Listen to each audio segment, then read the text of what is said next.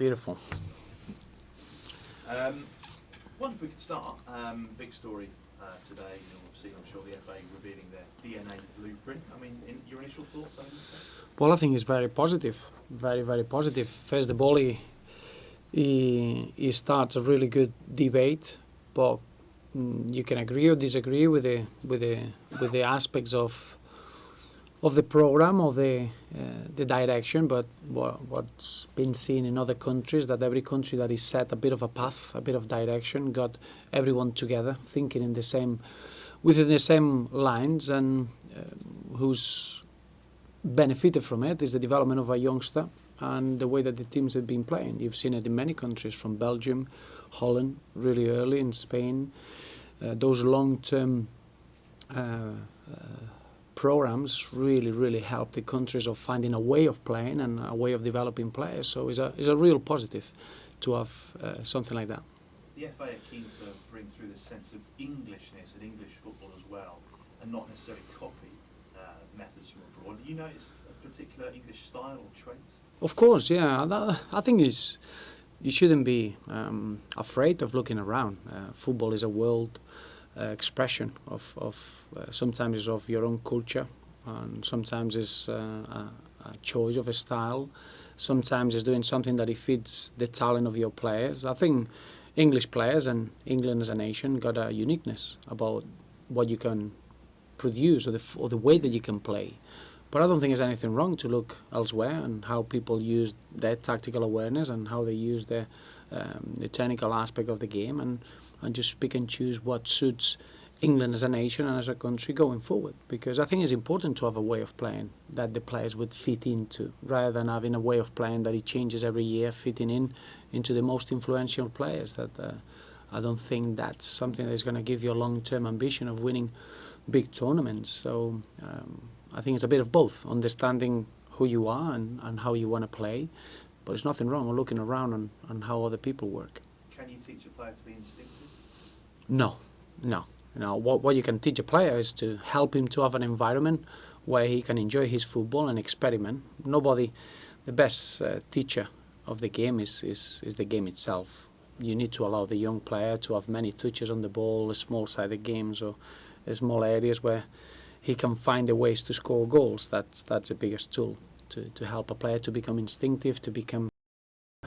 But it is important as well to have a bit of a path, because football is a team sport, and you need to suit your quality as an individual into the team. So clearly, all this work will benefit.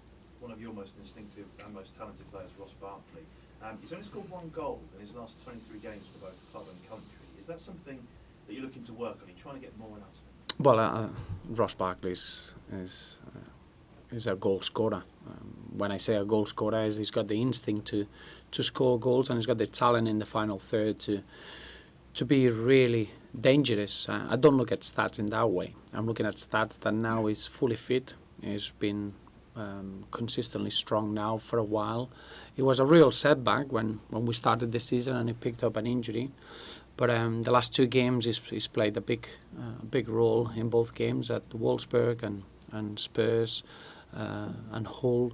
So slowly is having his best level, and I'm really looking forward to the second half of the season, where we're going to see the best of Ross Barkley, and we're going to see the benefits of him being fully fit and ready and fresh, if you want. Yeah, has he still got some development to do? Of course, yeah. Any player, I think any player keeps developing.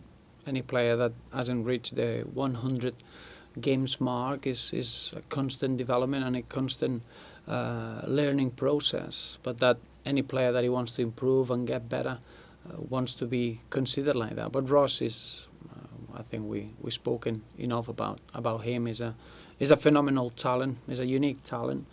But he's got the most impressive aspect of the way he is as a footballer, is his character and his personality, and that really excites me. And the draw against Hull means it's now just 1 win in 5 Premier League games. Is that something that you're concerned about?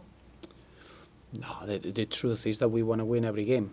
We don't shy away from that. I think it's important to look at the performances and how that ends up in the results that we had. Stats are a little bit confusing. I could the same way I could say that we only lost one in the last 10. So I think I wouldn't be too relaxed or just saying we only lost one in 10. And the same way I wouldn't be too concerned of looking at the way you are looking at. The truth is that this season has been intense, and it's been very good in the way that we've been tested and pushed, and making sure that we've been ready in every game. We take every game as a game that we want to win. It doesn't matter what competition we are in, and I do believe that that's going to help us going into the second half of the season. Have we got the points that we deserve in the table? Probably in the league, not, and that's part of it. We need to address it and we need to learn from it. But I think the first half of the season was always about pushing ourselves, stretching ourselves, developing in a way of playing that we could be consistent in every game where we go into, and we've been very, very consistent. But obviously we are disappointed that we had a few draws where we should have won, and probably a game that we lost that we should have got something out of it. So the margins are very small. One positive has to be the form of Romelu Lukaku, playing very well at the moment. Is he near his best? When he arrived from the World Cup, we knew that it was going to be a slow start, and the way I think the way he took responsibility and he wanted to get on the pitch and wanted to help the team, that impressed me more than showing outstanding form on the football pitch. Remember that he was carrying a couple of knocks. He never wanted to use that as an excuse. He carried on working, and now we're getting Rom consistently having a very effective role in the side and scoring goals, but developing as a footballer, and that comes as a consequence of what he did earlier in the season. That probably wasn't highlighted as a good performances, but the way he committed himself towards the team and the way he wanted to help the team is getting the rewards of that attitude and that commitment, and I'm very, very pleased with that. Likewise, Sergio Aguero has been on fire lately. What do you make of him?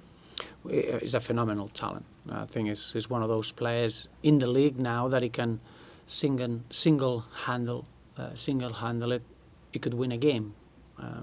You get the odd player from season to season that they can reach that sort of form, and I think Sergio Aguero is in that level at the moment. So we'll have to be very, very aware tomorrow, because I think City now are playing the best football of this campaign. I think they found a real good feeling about themselves, probably within the game against Bayern Munich. From the early stages to the way they finished the game, you saw a real change in the confidence of the group, and clearly since that day they've been playing with a real flair and swagger, and at the moment they could be one of the hardest teams to face in the Premier League alongside Chelsea, without a doubt. How difficult will it be to deal with that attacking? It will be difficult. But I think in the same way, we feel that we went to Spurs and we didn't get what we deserve. And in football, you see the next game as an opportunity to go out there and express yourself, work extremely hard. And against Hull at home, I thought the first half was good enough to win the football game. Overall, we only got 1 point, and it gives us the real desire to go out there and face a very difficult opponent. There's no two ways about it, but is a game that we feel that if we do the right things, we'll get a little bit of luck and a bit of a reward.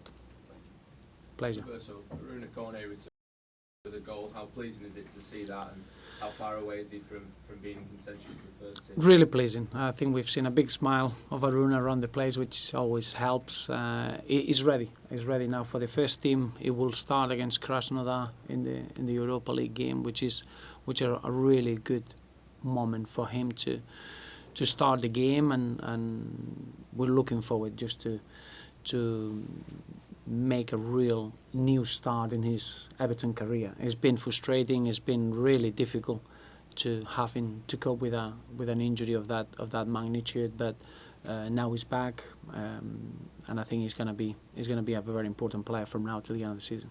How long do you think it will take him to get back up to speed? Obviously, it's such a serious injury. He's been out for so long. Yes, I think there are two ways to look at it. One is straight away he's going to give you something on the pitch that is very, very good at. I think his hold-up play and his target man role, you don't need to be fully fit to give that. So I think we can expect an Aruna Kone enjoying his football and having a big role on the pitch without being at his very, very best, which needs to come with games and a bit of match fitness, and we need to be a little bit patient with that. But we understand such a long-term injury is going to take a bit of a few months to get back to the best level. But straight away, he can help the team and he can have an influence. You mentioned before about the margins in games. There's been it's been very tight, hasn't it, in a lot of the games recently for Everton. Can he help with giving the team a bit more of a clinical edge, maybe a bit more of a killer instinct to get the points that you think the team deserves? It's a bit of everything. It's never it's never one aspect or another.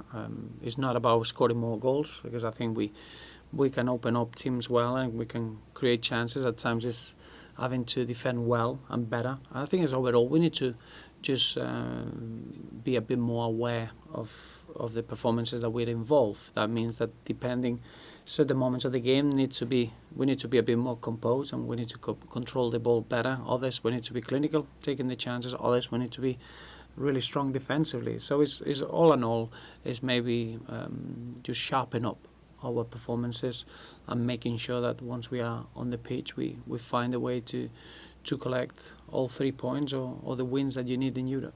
How are you looking injury-wise then?